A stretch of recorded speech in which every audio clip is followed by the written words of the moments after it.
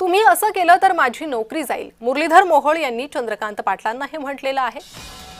खुर्चीवरून Pune police आयुक्तालयात मानपान नाट्य रंगलं।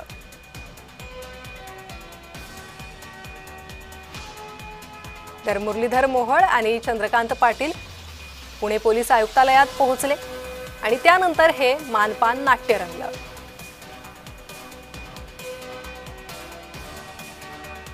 तर नेमकं काय घडलं पोलीस आयुक्तालयात पाहूयात।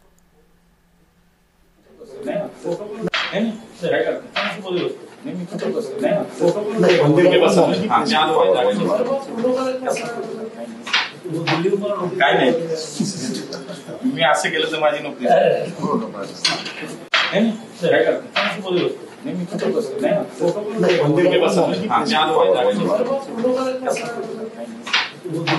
काय नाही मी असं केलं तर माझी नोकरी